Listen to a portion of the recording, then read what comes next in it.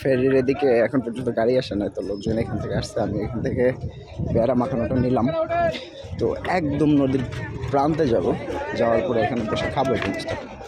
এখানে দেখেন অনেক লোকজন, এক পিছিয়ে আছে দাঁড়ানো।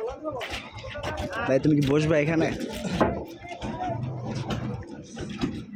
নদীর এই পাশে বসে একদম পানি, এখানে মাছ ধরতেছে অনেক লোকজন। এই যে এখানে বসে বসে এটা খাবো, হালকা বাতাস আছে এখানটাতে।